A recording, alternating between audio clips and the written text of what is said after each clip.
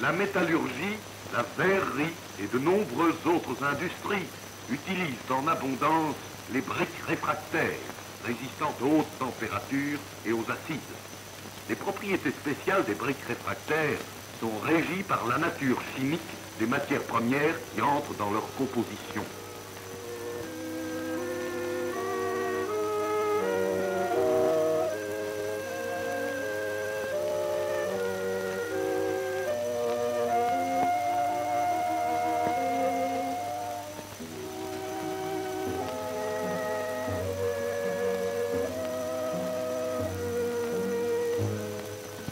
La distillation du goudron de houille est effectuée dans de vastes usines qui en retirent les benzols, les huiles de goudron, la naphtaline. Ces produits servent de départ à la fabrication de nombreux dérivés, tels que les goudrons de route, les huiles de flottation, les désinfectants et insecticides, ainsi qu'à une gamme infinie de produits de synthèse, englobant les matières colorantes, les produits pharmaceutiques et les résines synthétiques.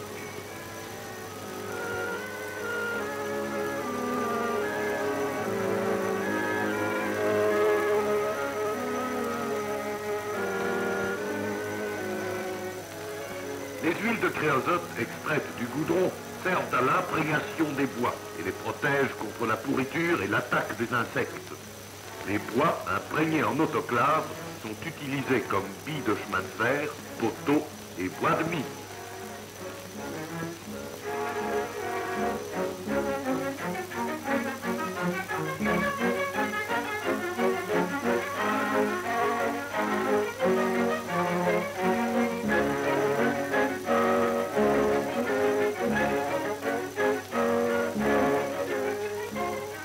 Le brai, résidu de la distillation du goudron, retourne au charbonnage où il intervient comme agglomérant dans la fabrication des boulets.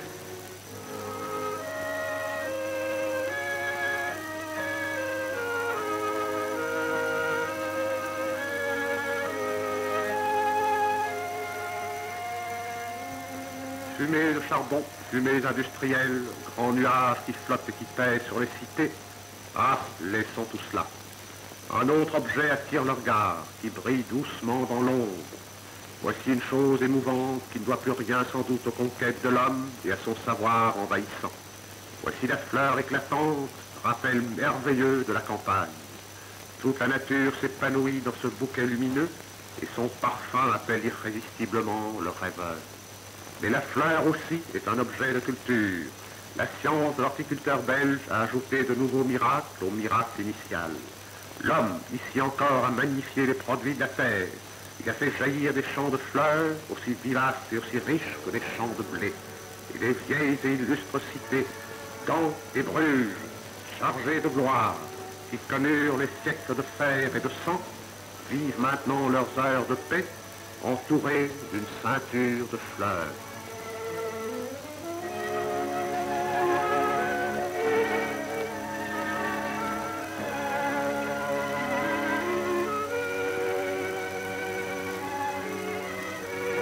Dans le mystérieux laboratoire de la nature, la chimie préside à la naissance et au développement des plantes. De savantes recherches ont conduit à la technique de l'ensemencement stérile des orchidées, grâce à l'emploi d'un milieu nutritif de composition rigoureusement déterminée. Comme l'homme et les animaux, les plantes doivent lutter pour leur existence. Leurs principaux ennemis sont l'insuffisance du sol en éléments nutritifs, les insectes et les micro-organismes. La science moderne met à leur disposition de puissants moyens de défense, qui sont les engrais chimiques et les produits de phytopharmacie. C'est grâce à des produits chimiques appliqués par pulvérisation, poudrage et fumigation que les cultures sont protégées contre les insectes et les maladies cryptogamiques. Le houblon, la plante donneuse de bière, comme autant de clochettes au long des échalas qui s'agitent dans la lumière. Les voici mûres, toutes prêtes à livrer le meilleur de leur sucre. Elles s'amoncellent dans les paniers, car les machines attendent, les cuves et les alambics, qui vont transformer le sucre amer en un liquide transparent et mousseux.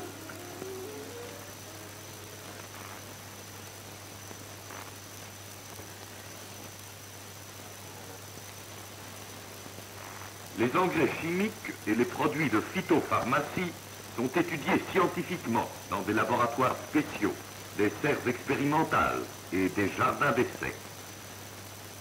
Ces études sont basées notamment sur les éléments suivants. Contrôle des conditions climatériques, essai systématique et contrôle minutieux de la composition du sol, physiologie et morte des insectes, contrôle de l'efficacité des produits sur les insectes.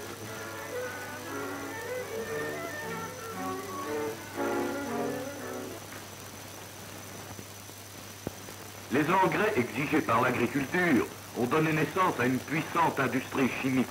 La synthèse de l'ammoniac, base des engrais azotés, est réalisée en Belgique par combinaison de l'azote de l'air avec l'hydrogène des gaz de four à coke.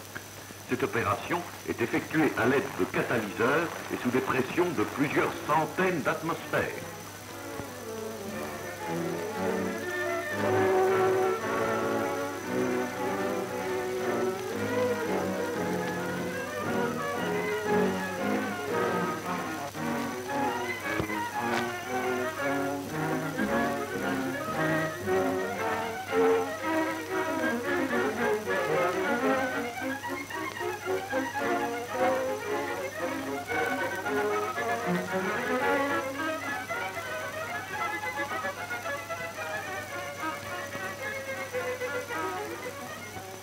Les engrais dérivés de l'ammoniac ont subi de nombreuses manipulations avant d'être ensachés et expédiés à la ferme.